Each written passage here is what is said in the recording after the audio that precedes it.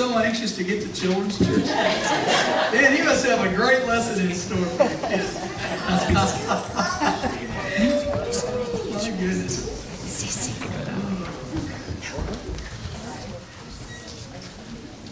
Well, top of the morning to y'all. Welcome to those of you that are live and those of you that are joining us through the internet. We're glad to have you here today. It's a beautiful day in Cumming, Georgia, and we are so delighted to have you here. You hear the crowd going downstairs. Maybe I'll wait a little while for the, sounds like cattle rustling going on.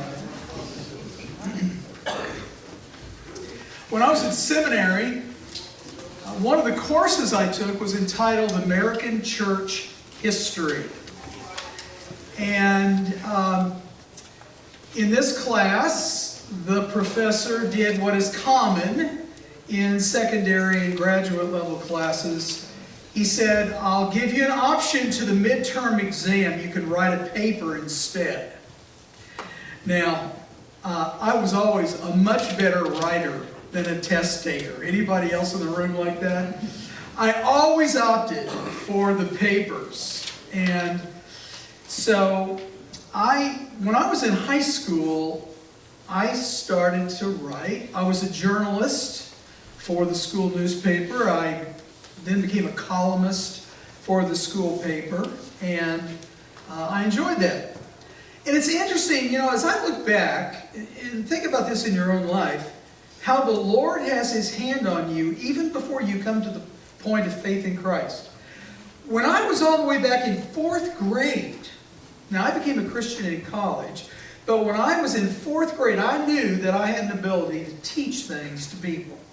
And I thought, I'm going to be a teacher of some sort.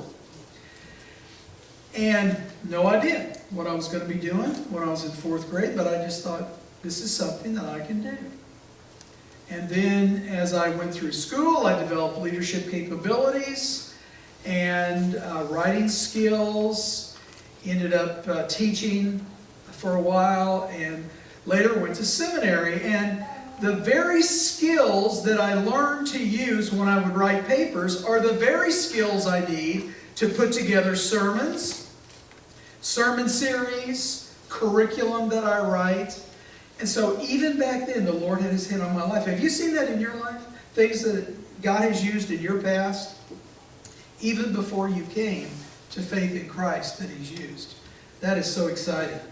Well, the assignment, should you so decide to accept it, was to write a paper on an American Christian, modern American, well, it didn't have to be modern, but a Christian American leader of some sort. So I chose, to turn this on first, I chose Billy Graham. Now, if you've ever written biographies before, if you're in the lower grades, you maybe go to the school library and get one biography and then you write a paper. But when you get to the graduate level, they expect you to do a lot more work. So I checked out every biography I could get my hands on Billy Graham. I read articles. I pulled all that material together and worked on I think it was a 12-page paper. Back in the old days when we had to use typewriters, that was before the days of computers, back in the Stone Age. And I'm so glad they created bond paper that you could erase more easily than to get a hole in your paper. But anyway, a 12-page paper on Billy Graham. It was very interesting. It doesn't take long for you to learn when you look at biographies that biographies have a lot in common. They talk about when the person was born, where they grew up, their family life, the people who were influential in their lives, key points in their lives that were decision points for them, and then their accomplishments. In fact, you can tell that some biographers have read the same books that you've got right there in the stack that you're reading to put together your own biography. But my question is, how well does the biographical writer really know the person? There is a vast difference between knowing about someone and knowing them personally and experientially. In fact, a good biographer will not only gather facts, but they'll interview people who actually know the person. What was your experience with this person?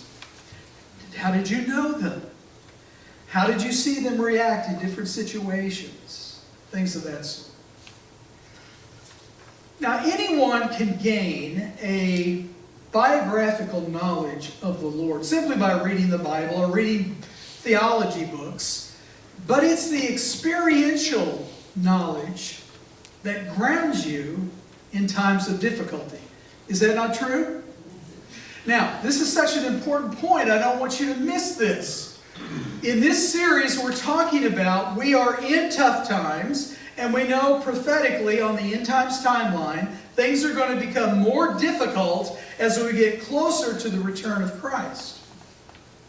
So it's more important that we get closer and closer to the Lord. And the time is now to do that. So we need to be investing that time in getting to know the Lord if we're hoping to make those withdrawals later on. And those times are going to be challenging, and we have to be ready for them. So in this series, we've been talking about preparation principles. So today's preparation principle is strengthen your practical trust in God now. Now's the time to do that. Now I want you to think back to people in your life that you have gone to, or trust, or go to in times for strength. We've all gone through difficult times. And we all know a lot of people. But what makes your relationship with those people you trust or go to for strength? What makes them different than casual acquaintances? Now, we know when we're going through a hard time, it's very common to hear people say, hey, if you just need anything, give me a call. You know, and they may mean that to a point. But who are the people that you can call in the middle of the night when you're in a crisis? There are a few people, I hope you have a few people in your life that you can do that with. We need people like that. In fact, trusted friends are proven during times of trouble. Adversity in our life brings that out. Who are the people who are serious about that you can count on when you really need help? We talk about fair weather friends and BFFs, best friends forever. Anne Shirley in the Anne of Green Gables series called I Need a Bosom Friend. You know, somebody who's really a close friend in my life. I hope you have people like that in your life. In Proverbs 18:24, we hear this: a man of many companions may come to ruin, but there is a friend who sticks closer than a brother. And you know what I mean by that. Some of you have a relationship that's closer to a friend than you even do to a sibling that you grew up with. But do we have that kind of a closeness with the Lord? It's proven through adversity.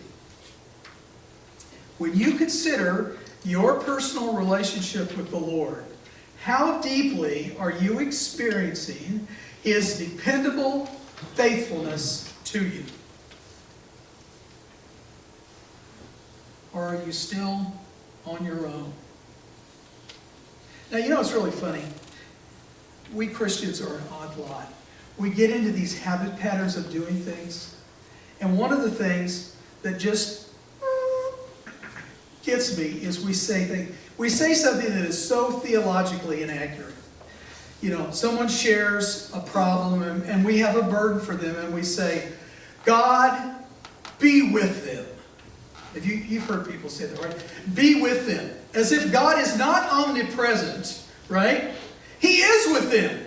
What we mean is, make yourself abundantly close and personal and supportive to this person during this time. Now I know that's a lot of words, right?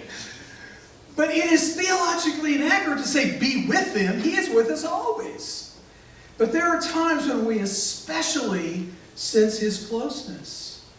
And it's usually in those times that we're going through a very rough time in our lives. In fact, we grow in our relationship with friends, and we grow in our relationships with people, certain people, when we're going through times of adversity in our lives. Now, the root issue of practical trust needs to be addressed. There is a great difference, as I said, between knowing about the Lord and knowing Him personally and experientially. In other words, we must move from only an academic knowledge about the Lord to an experiential relationship with Him. Now, when I refer to the Lord, I am implying that our quest is a deeper experiential knowledge of all three members of the Trinity, Father, Son, and Holy Spirit. Who they are uniquely, what they do specifically, and how do I experience each of them personally in their ministry in my life. This is what we mean when we commonly, as evangelicals, talk about having a personal relationship with Christ or God. We say, it's not about religion, it's about relationship. And yet the truth of the matter is, for many Christians, it is just religion. It's not a relationship. Yes, there's a legal relationship, but is there a friendship, a bonding sense in that relationship that's going on? That's what we're trying to achieve. When people go through great times of adversity, they have to readily be able to go to the Lord and sense that He is with them, He is sustaining them, providing for them, that God is still seated on the throne, He is in control. Because when the world's spinning out of control, we have to know that God is still in charge of everything that's happening. But we have to have an experiential relationship, not merely an academic relationship with Him. When we talk about suffering, the poster child for great suffering has to be Job. One of the oldest books in the Bible, Job. And it answers the question, when I suffer, is it consequential to my sin? Because in Job's case, we get to peek behind the curtain. Poor Job didn't have that insight when he was going through his suffering. We get to see that. And we know that Job was such a righteous man that God bragged on him. Where have you been, Satan, roaming to and fro about the world? Have you considered my servant Job? He is a trophy of righteousness. Oh, sure, as long as everything's going great in his life. But if you start to allow him to experience affliction, he will curse you. And Job did not do that. His friends, his close friends, did, to their credit, sit quietly with him for a while. And then they opened their mouth, and that's where they made their mistake. And their theology was wrong. Job, you've obviously sinned. That's why you're suffering. Just own up to it, confess it, and this will all be over. And Job says, I haven't sinned. And so there's this conflict going on. Suffering gets worse. Even his own wife said, just curse God and die. I mean, she was suffering too. She had lost family members. And interesting that in a marriage, men and women can suffer the same experience very differently. The loss of a child, for example, the divorce rate for couples who lose a child is very high because men and women suffer differently. And they can tend to blame each other. No extra charge for that little counseling highlight there. But that is the situation. So when you come across people that have lost a child, pray for their marriage. Because it's really tough in those times. So he's suffering. And then finally, he's basically asking God, God, why is this happening to me? And God doesn't tell him why it's happening to him. He just gives him a bigger view of who he is as God. And so when we get to the end, towards the end of the story, Job says, I had heard of you by the hearing of my ear, but now my eye sees you. He grew through his suffering experience. That's what suffering can do for us. It can draw us closer. In the New Testament, we know Paul suffered greatly. Now, by the way, today when you see text in a reference that's in yellow, I'm going to ask you to read that with me, just to make sure you're awake, okay? If it's in white, I'll read it. If it's in yellow, I'd like for you to read it with me. All right, so this is from Philippians 3, 8 through 11. Here we go. Indeed, I count everything as loss because of the surpassing worth of knowing Christ Jesus, my Lord. For his sake, I have suffered the loss of all things, and count them as rubbish, in order that I may gain Christ and be found in him, not having a righteousness of my own that comes from the law, but that which comes through faith in Christ, the righteousness from God that depends on faith, that I may know him and the power of his resurrection, and may share his sufferings, becoming like him in his death, that by any means possible I may attain the resurrection from the dead. Now the question is this: did Paul know Christ Jesus as his Savior? Absolutely. Paul wanted to know him on a much more intimate, deeper, experiential level. That he was willing to share in the sufferings with Christ is how much he wanted to identify with Christ. What do? We'll do anything to get away from suffering. We do. And yet Paul says, bring it on. I want to identify with the sufferings of Jesus, that I may know him intimately. Wow. I mean, that is a faith, that is a discipleship that is way up there on the scale. There are 4 theological truths I want to share with you today.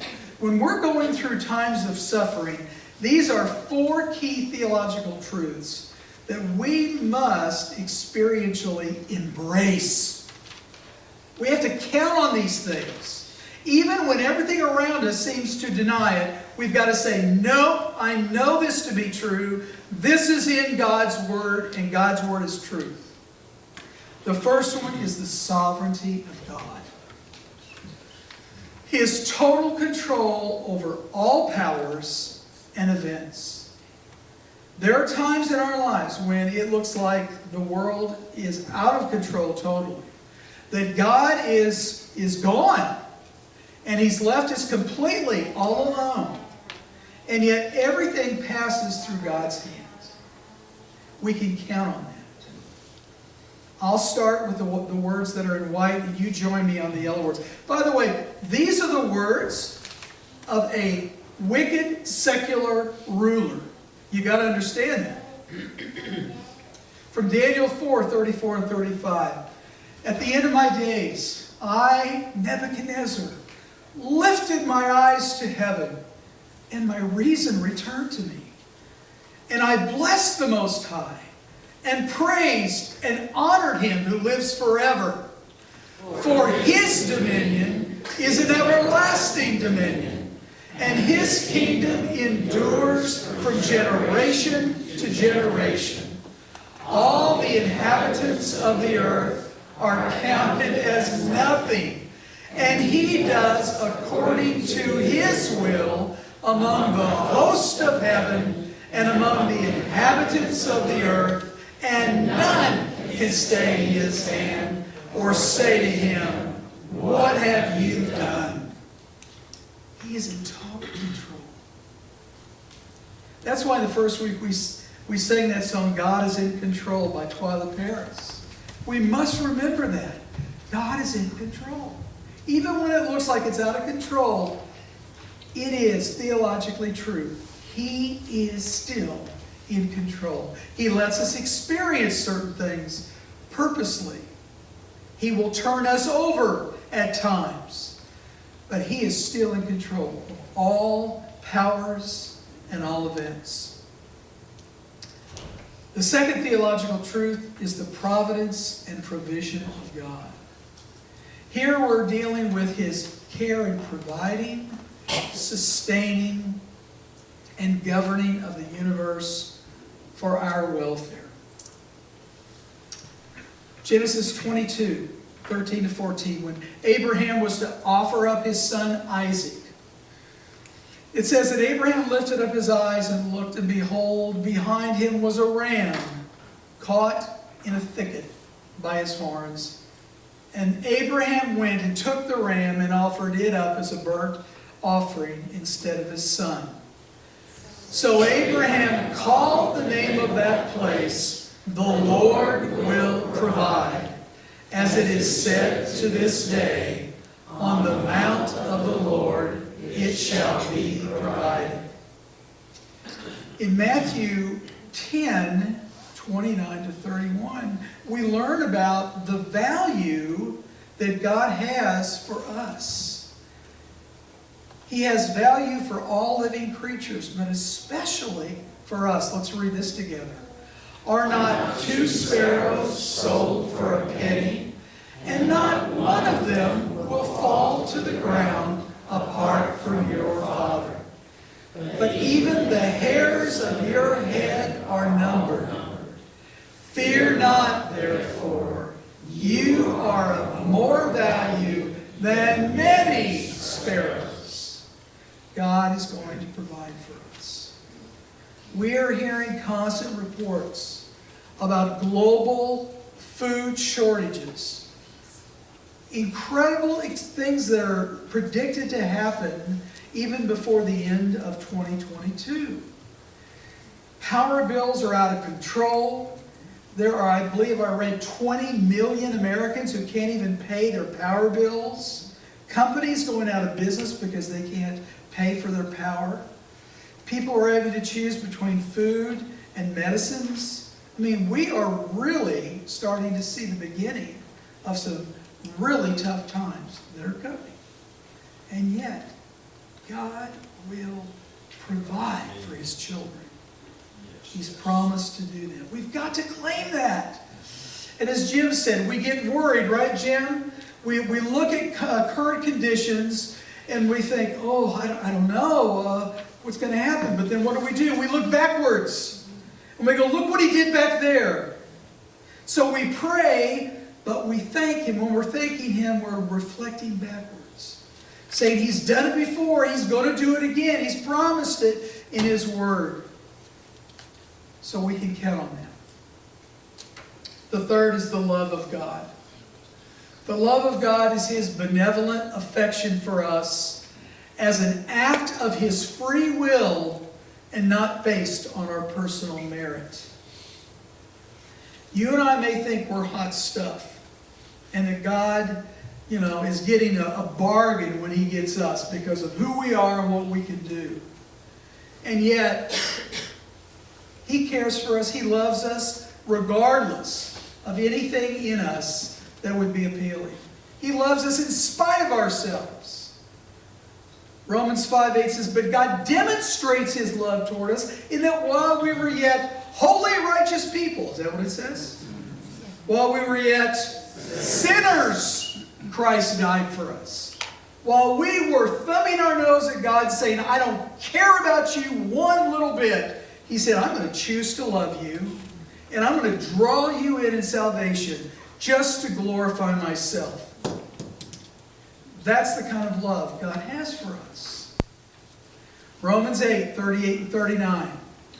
"For I am sure that neither death nor life, nor angels, nor rulers, nor things present, nor things to come, nor powers, nor height, nor depth, nor anything else in all creation will be able to separate us from the love of God in Christ Jesus our Lord.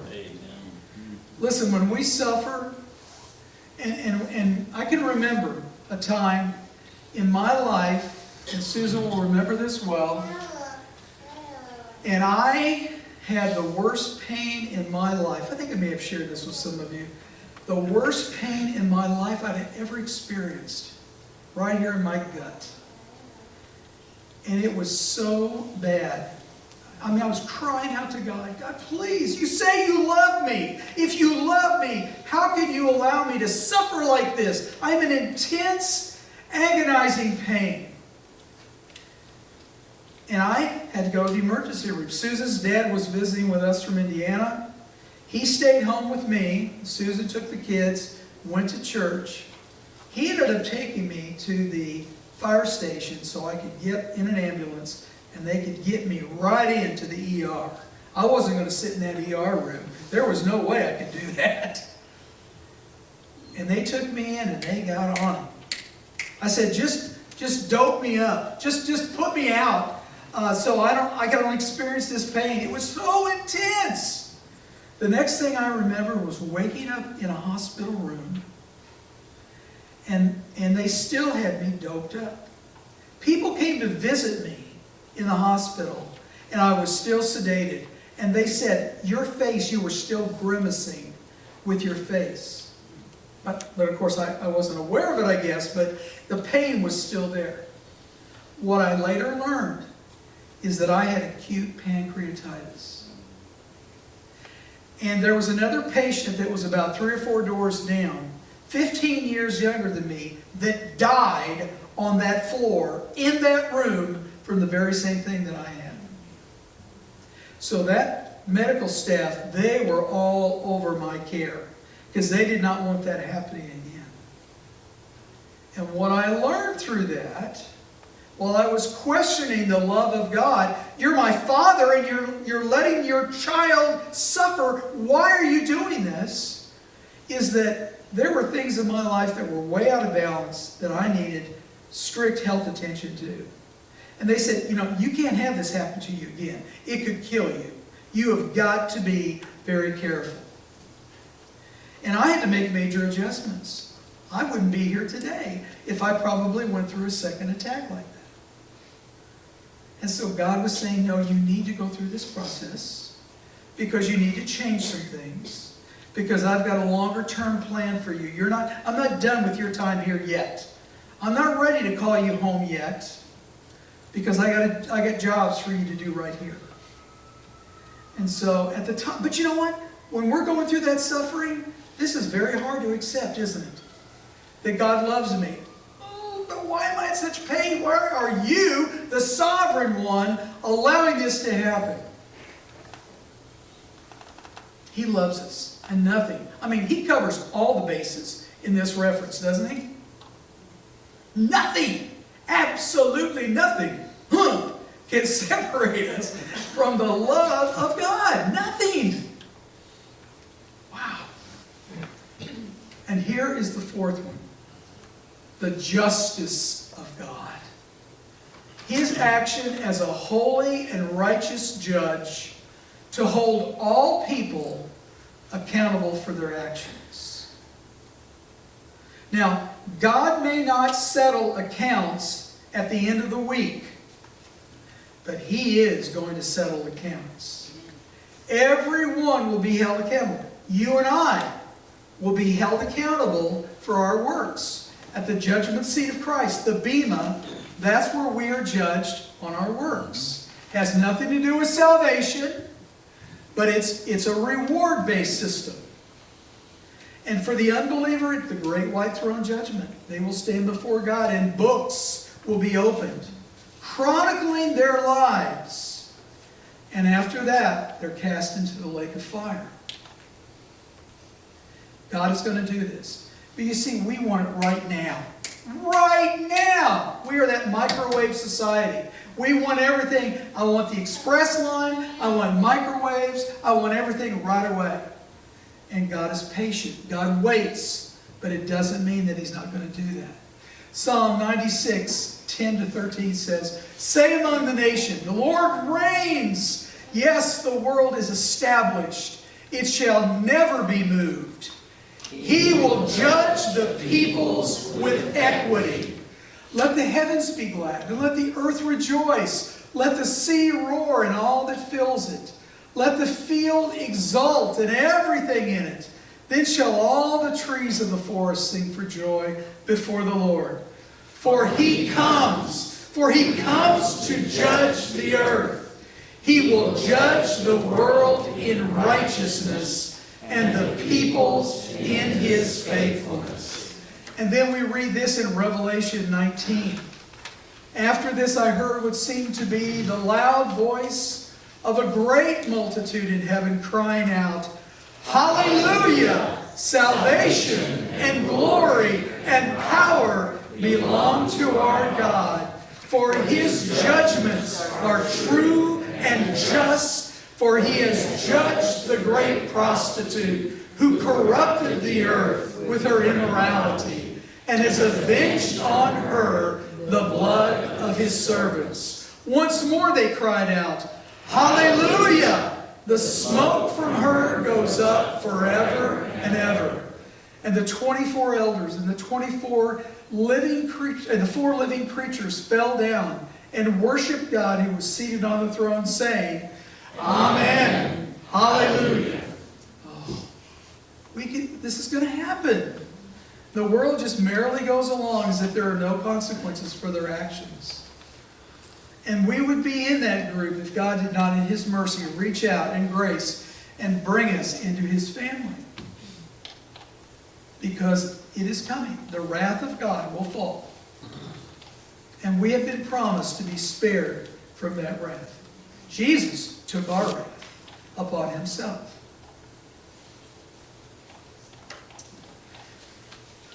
You'll remember as we worked through the book of Habakkuk that we saw his understanding and relationship with God progress. He starts off very frustrated because there's unanswered prayer. And by unanswered, it means you didn't answer it the way I wanted it to be answered. Right? That's what we call unanswered prayer. Judah's wicked people were persecuting their own countrymen, the righteous ones. And God apparently was doing nothing about it. But God had a plan. He told him, "Oh, I've got a plan. Hold on. This is going to blow you away when I tell you what I'm going to do. I'm going to bring in a neighboring enemy army to take you over." And then, what does Habakkuk do? He goes, "Wait a minute. How could you, a holy God, not only look upon evil within your own people, but then bring a greater evil against us? Godless, idolaters, those who hate you, to do this. That doesn't make sense." And so his answer is, Habakkuk, "The righteous shall live by faith." By faith. The evil will be held accountable for their wicked actions. And look where he ends up. He gets all the way to the end of that short book, and he experiences a new perspective on God's nature and his own patient faith. But he had to go through that suffering. Fortunately, he chronicles it. He talks to God about it. He even says to God, "I don't get this. I don't like this." And God doesn't hit him with a lightning bolt. He communicates with him and helps him understand so that we can get to this part of the story where he is ready to embrace what's going to happen because he got a renewed perspective on who God was. From Habakkuk 3, 16-19. "I hear, and my body trembles. My lips quiver at the sound. Rottenness enters into my bones, and my legs tremble beneath me. Yet I will quietly wait for the day of trouble to come upon people who evade us. Though the fig tree should not blossom, nor fruit be on the vines, the produce of the olive fail, and the fields yield no food, the flock be cut off from the fold, and there be no herd in the stalls. Yet I will rejoice in the Lord. I will take joy in the God of my salvation. God, the Lord, is my strength. He makes my feet like the deer's. He makes me tread on my high places. Wow. Look where he starts and look where he ends up. It's easy for us to rejoice when everything goes well. But look at this. When everything falls apart, yet I will rejoice in the Lord. I will take joy in the God of my salvation. Rejoicing is a deliberate choice that we make, not based on circumstances. That's tough. Hey, this is discipleship at a very high level to be able to embrace that. But that's what it is. So, how do we strengthen our trust in God? What are some things that we can do, very tangible things, that will help us to develop this experiential relationship with God, where we become closer to Him? Well, one, by hearing, reading and meditating on the Word of God. So faith comes by hearing, and hearing by the Word of Christ. So he's talking here about coming to faith in Christ, but also our faith is increased as we spend time reading and hearing God's Word. So if we're taking in a steady dose of the world's propaganda and the bad news that exists out there, we must balance it with reality in God's Word. So we've got to make sure that we're inputting biblical truth into our minds and into our hearts by reflecting on our own personal experiences with Him. Psalm 103, verses 1 to 5, we hear this. Bless the Lord, O my soul, and all that is within me, bless His holy name. Bless the Lord, O my soul, and forget not all His benefits, who forgives all your iniquity, who heals all your diseases, who redeems your life from the pit, who crowns you with steadfast love and mercy, who satisfies you with good so that your youth is renewed like the eagles. Bless the Lord, O my soul. It's reflecting on these past experiences, just as Jim was talking about earlier. He's been faithful in the past. Look what He's done for me. By praying to Him about our daily needs and anxieties. Gary was talking about anxiety earlier today. So we need to go to the Lord and say, give us this day our daily bread. Hey, we may be getting nearer and nearer to that, where we never thought we'd have to do that. Biblical cultures, they had to do that. We may have to do that. Give us this day our daily bread. Give us this day fuel to fuel our cars to get to work. Give us this day the medicines that we can't afford to buy right now. Number 4, by giving thanks to Him for His past blessings. Wow. Make a joyful noise to the Lord. Make a joyful noise to the Lord. You know, we know that song, right? All the earth, serve the Lord with gladness. Come into His presence with singing. This is why we sing. This isn't a filler. This isn't the warm-up act for this act right here, okay? We're singing praises to Him, right? Serving, come into His presence with singing. Know that the Lord, He is God. It is He who made us, and we are His. We are His people and the sheep of His pasture. Enter His gates with thanksgiving and His courts with praise. Give thanks to Him. Bless His name. For the Lord is good. His steadfast love endures forever, and His faithfulness to all generations. And number 5, by offering and listening to personal testimonies of His interactions. Psalm 109, verse 30 says, with my mouth I will give great thanks to the Lord. I will praise Him in the midst of the throng. In Psalm 89:1, I will sing of the steadfast love of the Lord forever. With my mouth I will make known your faithfulness to all generations. Giving testimony to what the Lord is doing.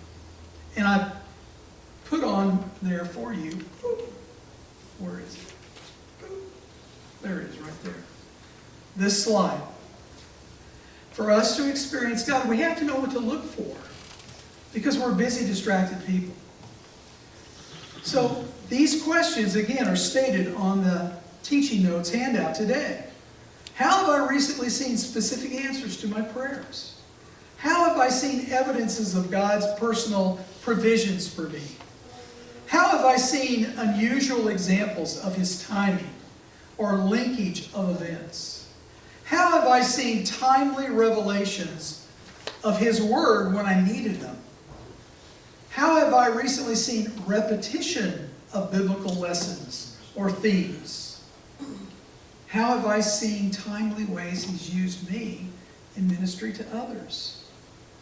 These are some ways, 6 things that you can look for, so that when you come together with the throng, that you can, and Gary asked the question, does anyone have a praise to share? Those are your examples right there. You can look for these things. And if you're like me, I can't remember those right off the top of my head. I've got to write them down. You know, people ask me, how was your week? And I go, how was my week? I just really stop and think. I didn't used to have to do that. Well, let me think. Monday, Tuesday, Wednesday. Oh, yeah, Wednesday. Yeah. You know, write them down. Write them down. Let's go back here. Number 6, by developing that relationship of trust over time. Through personal experience now, as tougher times come later. If we want to be able to enjoy that intimate relationship with the Lord later, we need to develop it now.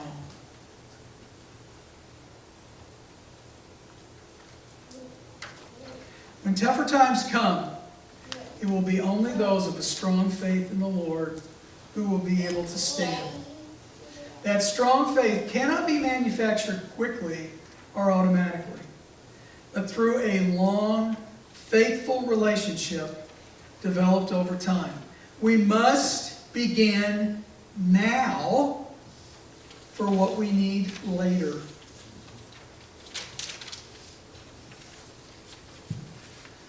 So, these are some other clear application points. Develop your understanding of the attributes of God.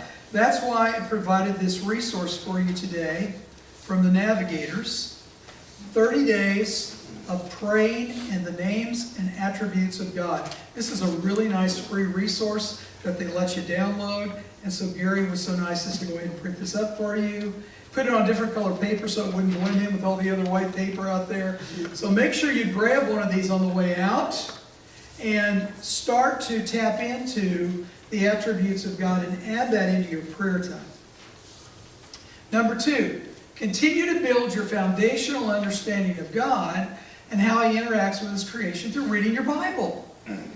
When you see how He worked in the past, that's valuable. But we also need to see what He's doing currently.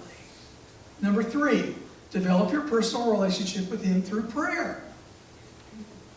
It's like any relationship. If you don't talk to somebody, there's not going to be that sense of closeness that you have. So, develop that through prayer. Personalize your relationship with God by reviewing His past provisions for you. Share and listen to testimonies of his personal goodness with others. And men, and I can tell you, I've worked with men long enough to know this, that men must work extra hard to overcome a mere academic relationship with the Lord. Guys, the women have an edge on us in this regard. They think much more devotionally. Men tend to think much more academically. And so we have to strive extra hard to personalize what we're learning about the Lord and developing that relationship, to make it an experiential relationship. Remember the biographies? People who state facts versus those who have experience. So here is the question we're going to take just a little bit of time that I'd like to hear you speak into. What ways have you found helpful to personalize your experiential relationship with the Father, Son, and Spirit? I've already given you a number of suggestions, so I've already taken some of your ideas that you would probably have shared anyway, but I wanted to give you an opportunity, if you had other things that are helpful, to let you share that with the rest of the group. So, does someone have something else you'd like to add?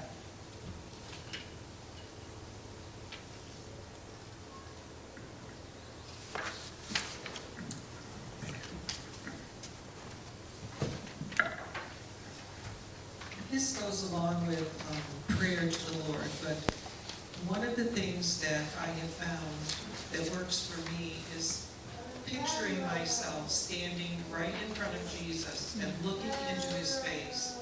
Sometimes I don't always understand why I'm feeling the way I'm feeling, but having a very frank conversation with him.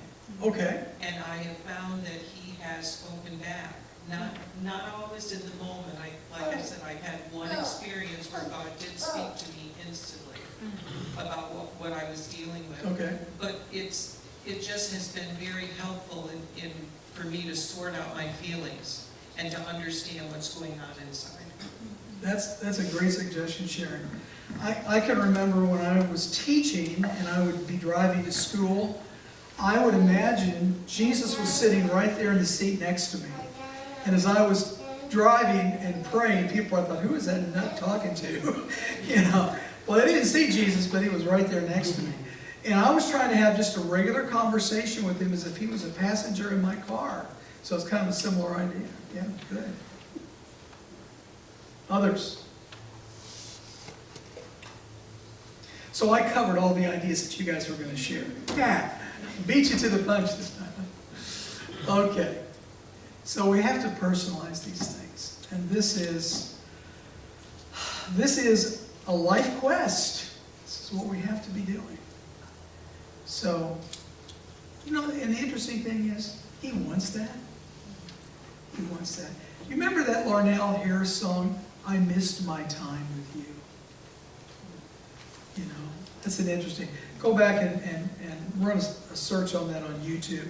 I Missed My Time with You, the song, and oh gosh, it's very convicting. It's like the Lord saying, hey, we're supposed to get together. Where were you? I want to be with you. I want to be with you. All right, let's pray. Lord, we thank you that you want to spend time with us. You have the capacity to spend personal time with every single person who seeks you. And yet we take that so for granted. We thank you, Lord, that you are who you are. That you are not just a God among the gods, but you are the God, the true God among the false gods. And you have total power, total control, total provision, total love, total justice, and we can count on that. Holy Spirit, we ask that you would convict us of this need that we all have to draw closer and closer to develop our relationship. Thank you that as we pray in accordance with your will, you hear us and you respond and you answer these prayers. May we be truly strengthened in the inner person through developing our relationship with you. Amen. Please stand. 1 Samuel 2:2, there is no one holy like the Lord. Indeed, there is no one besides you, nor is there any rock like our God.